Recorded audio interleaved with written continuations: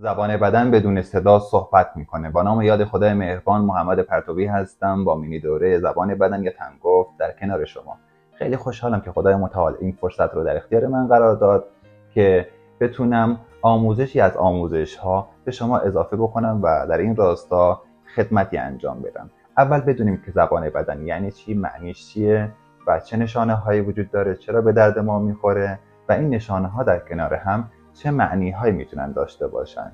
با توجه به مطالعات زیادی که من انجام دادم، دوره‌های زیادی که دیدم و کتاب‌های داخلی و خارجی همه رو در کنار هم قرار دادم، به یک تعریف کلی رسیدم. به مجموعی از حرکات و نشانه‌ها که از ما سر میزنه که هر کدوم از اینها به تنهایی میتونن معنی‌ها داشته باشن و وقتی که در کنار هم قرار میگیرن میتونن یک جمله رو بسازن، مثل یک جمله در زبان فارسی که کلمات به تنهایی ممکنه معنی‌های متفاوتی بدن، اما وقتی که در کنار هم قرار میگیرن میتونن یک جمله رو متفاوت بسازن. نشانه‌های زبان بدن هم به این شیوه هستن. یک نشانه میتونه معنی‌ها داشته باشه که در یک جمله میتونه یک معنی خاصی داشته باشه. حالا اون جمله چیه؟ مجموعی از حرکات که از ما سر میزنه. گاهی اوقات یک نشانه از چشم، یک نشانه از دست و یک نشانه از پا، یا 4 تا نشانه با هم از دست، یا 2 نشانه از صورت و 2 نشانه از پا به ما در نتیجه گیری بالای 90% از افکار و نیات درونی شخص مقابل کمک میکنه. چون خیلی وقتا آدم‌ها اون چیزی رو که در درونشون میگذره به زبان نمیارن. پس زبان بدن به ما کمک میکنه که هم بتونیم درک درستی از طرف مقابلمون داشته باشیم، درست بشنویم اون چیزی رو که نمیگن، نیات درونیشون رو، عواطف و احساساتشون که اینها خیلی کمک میکنه به روابط ما، چه در زندگی چه در کسب و کار. و همین که وقتی که یاد گرفتیم از خیلی از حرکاتی که ممکنه برای دیگران آزاردهنده باشه پرهیز بکنیم و همچنین بتونیم پیام خیلی درست و مقتدرتر و سالمتر و خوشایندتری به دور و بری هامون منتقل کنیم. همینها باعث کاریزمای بیشتر، باعث جذابیت بیشتر و مؤثرتر بودن ما میشه و دیگران وقتی که از ما اثرپذیری دارن در نتیجه ما میتونیم موفق‌تر باشیم، گام‌های بهتری برداریم، روابط بهتری رو ایجاد بکنیم و همچنین که دیگران بیشتر دوست دارن که با ما باشن و همه اینها در مجموع باعث موفقیت بیشتر ما میشه. این نشانه ها از نوک موها شروع میشه، یعنی اگر از بالا به پایین بیایم، نوک موها رو برای خانم ها که بلنده از نوک موها شروع میشه. حالا فرق سر، بعد به پایین تر که میایم حرکات صورت، حرکات گردن یعنی زاویه گردن، حرکات شونه ها، آرنج، دست ها، کمر، زاویه بدن، پاها، زانوها، نوک انگشتان دست و بیش از 800,000 الی 1,000,000 و به بالا نشونه توسط دانشمندان رفتارشناسی تشخیص داده شده که هر کدوم از اینها میتونن معنی‌های متفاوتی داشته باشند و در شرایط و موقعیت‌های مختلف باز معنی‌های متفاوتی دارن. حالا ما با در نظر گرفتن یک سری از موقعیت‌ها این شرایط رو بررسی می‌کنیم و به یک نتیجه گیری میتونیم برسیم اگر تعداد زیادی از نشانه‌ها رو بلد باشیم و براشون آموزش دیده باشیم که خیلی وقتها میتونه به ما کمک بکنه که بدونیم طرف مقابل میخواد کلاه سر ما بذاره، میخواد به ما دروغ بگه، صداقت داره. خیلی وقتها ممکنه طرف مقابل حس درونیش رو با یک سری حالات مخفی بکنه و ما متوجه بشیم که ایشون دید هوسگونه به ما داره یا اینکه نفع شخصی رو در نظر گرفته و همه اینها رو سعی میکنیم بیان بکنیم. اما در این مینی دوره به چند تا از این موضوع ها میپردازیم که شما رو از این موضوع ها با خبر بکنیم و در زندگیتون استفاده بکنیم. تمام سیاستمدارهای بزرگ دنیا زبان بدن رو آموزش میبینن و برای خودشون مشاور مخصوص زبان بدن دارن. تاجرهای بزرگ یاد میگیرن، خیلی از کاسبهای بزرگ بلد هستن، آدمهایی که ارتباطات قوی دارن زبان بدن رو یاد گرفتن، خیلی وقتا بیان نمیکنن، نمیگن که ما این رو یاد گرفتیم. حتی کلاهبردارها خیلی وقتا که میخوان کلاهبرداری انجام بدن، از رفتارهای ما متوجه میشن که آیا میشه از ما به راحتی کلاهبرداری بکنن یا نه. یا خود اونها یه سری حرکات دارن که خیلی وقتا اینها یاد میگیرن که این حرکات، دیدین تو فیلم ها مثلا آدم‌های کلاهبردار یه سری حرکات مشخص دارن، اغلبشون یه جورایی شبیه همن، ولی کلاهبردارهای یقه سفید که میگن اینها حرکاتشون رو کنترل میکنن یه جورایی. اینم با تمرین و تلاش خیلی زیاد به دست میاد که الگوهای دیگه به ناخودآگاهشون میدن، یعنی به این راحتی ها نیست. و باز هم سیاستمدارهای بزرگ اگر دقت بکنین سوتی هایی میدن که ما در پیج اینستاگراممون به این موردها اشاره میکنیم. حالا چرا انقدر مهمه که یاد بگیرن؟ خیلی وقتها برای جلوگیری از باختهای سنگین یاد میگیرن. اگر دقت کرده باشین آدمهای رده بالا، تاجرهای بزرگ خیلی وقتا توی یک مذاکره خیلی راحت زیر میز میزنن و پا میشن، چون در همون حرکات اولیه متوجه تیپ شخصیتی طرف مقابل میشن. و این هم میتونه حتی یک ترفند باشه برای اینکه اگر اون معامله براشون چرب و چله باشه، میان دوباره میشینن یه سری حرکات انجام میدن، طرف مقابل رو تحت سلطه خودشون قرار میدن با این حرکات که طرف مقابل به قول زیر نفوذ اونها باشه و به حرفاشون بیشتر گوش بده.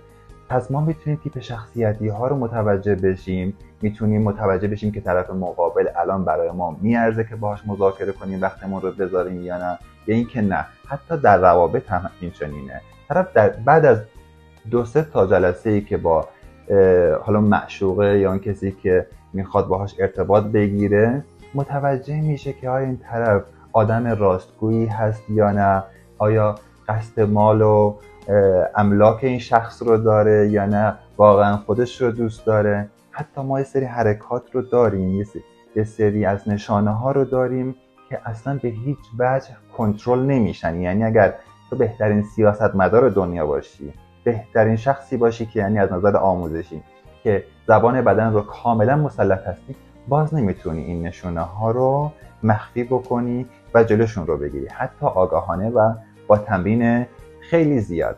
دوستهای صمیمی به کمک زبان بدن یاد میگیرن کجاها نباید زیاده روی کنن، کجاها جلو دهنشون رو بگیرن، کجاها طرف مقابل داره ازشون سوء استفاده میکنه. اینها خیلی کمک‌های بزرگیه به ما، همه این کمک ها رو میکنه. یا اگر دقت کرده باشین مثلا بعضی از آدم ها یه دفعه جوش میارن، ما فکر میکنیم که اونها یه دفعه جوش آوردن. این جوش آوردن اونها به خاطر چند دقیقه گذشته یا چند دیدار قبلیه که هیچی نگفتن. اما اگر ما زبان بدن رو خوب بلد باشیم میتونیم متوجه بشیم که الان اون داره اذیت میشه. همه اون اذیت شدنها با رفتارهای خیلی عمومی مثل اضطراب‌های خیلی واضح نشون نمیدن، اینها رو اینجوری بیان نمیکنن. خیلی از آدم‌ها خیلی از حرکات رو خیلی ریز نشون میدن که اگر تو زبان بدن رو خوب بلد باشی متوجه اونها میشی. پس به ما کمک میکنه کجاها صحبتمون رو ادامه بدیم، کجاها اصلا پاشیم بریم.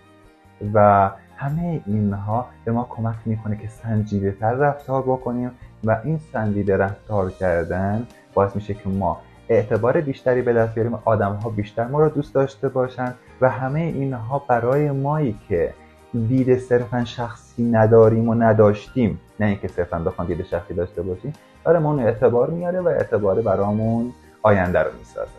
خوشبختانه یکی از قدرت‌هایی که دوره‌های بنده داره اینه که من تاکتیک‌هایی رو میگم که شما میتونی کسی رو که قصد سوء استفاده داره یا قصد سلطه طلبی و قدرت طلبی داره و میخواد شما رو حتی تحت نفوذ قرار بده یا اینکه شما رو اذیت بکنه، با یک سری تاکتیک‌ها میتونیم ایشون رو خلع اصلاح بکنیم و حتی اینکه در یک حرکت کاری بکنیم که ایشون تحت سلطه ما قرار بگیره. بهتون کمک میکنم کلی حرکت یاد بگیرین که با همون حرکات بتونین جواب مخالف به طرف مقابل، یعنی جواب نه طرف مقابل رو به جواب بله تبدیل بکنین. نمیگم همیشه این اتفاق میفته ولی خیلی کمک میکنه، چرا که افکار و عواطف و احساسات ما روی حرکات ما تأثیر میذاره و حرکات ما هم روی احساسات ما تاثیر میذاره.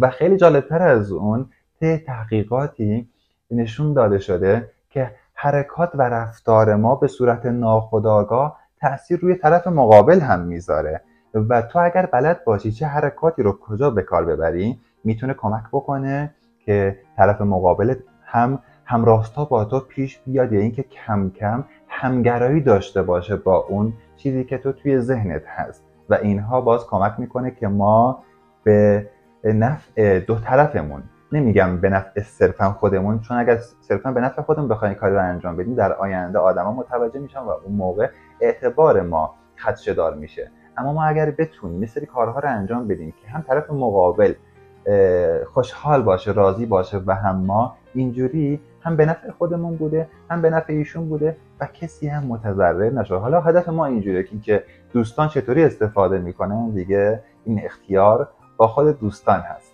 پول در آوردن در ارتباط با مردم در خرید و فروش به وجود میاد و زمانی که تو بلد باشی زبان بدن طرف مقابلت رو بخونی، قبل از اینکه ایشون جواب نه رو بگه متوجه میشی که باید استراتژی رو عوض کنی، یا اینکه زمانی که میخواد بله بگه میتونی یه سری کارها انجام بدی، یا اینکه وقتی که میدونی طرف مقابل یه ریگی به کفشش هست خیلی راحت ازش خداحافظی بکنی. خیلی وقتا انجام ندادن یک معامله بهتر از انجام‌های با ضرره یا اینکه ریسک بالا. و نکته خیلی مهم اینه که اگر ما اینها رو یاد نگیریم ممکنه روی ما اجرا بشه، روی ما پیاده بشه. پس یاد گرفتن زبان بدن صرفا یک مزیت نیست، بلکه در این روزگار یک ضرورته و خیلی‌ها دارن یاد میگیرن و اصلا بیان نمیکنن که دارن یاد میگیرن. و ما از اول صبح که از خواب بیدار میشیم، از صحبت کردن با بچه یا خانواده، همه این رفتارها داره سر میزنه و وقتی که به کوچه میریم از همسایه ها سر میزنه، وقتی که وارد محیط کار میشین یا کسایی که با اتوبوس میرن، کسایی که مثالی که میخواستم بهتون بگم، حتی کسایی که میخوان جیب آدما رو بزنن، از رفتارها و حرکات اون آدمها متوجه میشن که آیا ایشون اصلا الان مبلغ خوبی همراهش هست یا نه، طلای خوب همراهش هست یا نه. مثلا خیلی از خانم‌ها بدون اینکه متوجه بشن وقتی که احساس خطر میکنن، مثلا گردنبند چیزی گرانبهایی توی گردنشون هست، خیلی وقتا این حرکات ما فکر میکنیم انجام نمیدیم و انجام میدیم. واسه همین سیاستمدارها امروز فیلم هاشون در اومده که خودشون فکر نمی‌کردن این حرکات رو نشون بدن و سوتی هایی که دادن. مثلا خانم ممکنه اینجوری بکنه، یه لحظه دست به دستش میزنه، اون کلاهبرداری یا جیب زنه این حرکات رو متوجه میشه و میدونه که به سمت کی بره، میدونه که کی داره میترسه. پس گفتیم این حرکات و نشانه ها توسط قسمت ناخودآگاه ذهن ما کنترل میشه و کنترل آگاهانه‌ای روشون نداریم. پس خیلی وقتا ما که سرمون شلوغ میشه نمیتونیم کنترل بکنیم مگر اینکه خیلی تمرین کرده باشیم که باز باید زبان بدن رو یاد بگیریم و اون موقع کمتر سوتی میدیم و این به اقتدار بیشتر ما کمک میکنه. اما بعضی که اصلا بلد نیستن خیلی ضایع بازی در میارن. مثلا طرف اومده پیج زده، اومده داره صحبت میکنه، یه سری حرکات انجام میده که حالا نگم، ولی این حرکات باعث میشه که مخاطب حس بدی ازش بگیره. طرف میگه آقا من نمیدونم چرا خیلی ویدیوهام کیفیتش خوبه اما نمیدونم چرا فالوور بالا نمیاد. خب مخاطب از تو حس خوبی نمیگیره. طرف فوق لیسانس فلان رشته رو داره تخصصی، طرف دکترای فلان رشته رو داره تخصصی، اما مخاطب ازش حس خوبی نمیگیره. به خاطر چی؟ به خاطر حرکات و رفتارهایی که ازش سر میزنه و خودش متوجه نیست. حالا من مدرک ها رو که گفتم، بالا پایین بودن مدرک ها اصلا اینجا ملاک نیست، این فقط یک مثال. این که ما پیام های طرف مقابلمون رو به صورت مستقیم دریافت نمی کنیم و باعث میشه که ضایعمون کنه. مثلا داری براش صحبت میکنی، طرف مقابل داره به این ور نگاه میکنه، هی به تلویزیون نگاه میکنه، یعنی اینکه یه چیز مهمتر از صحبت های تو الان وجود داره. پس اون لحظه باید سریعا سکوت بکنی. حالا بریم روی چند تا نشونه که این نشونه ها رو یادتون بدم، شما هم برای من دعای خیر بکنید.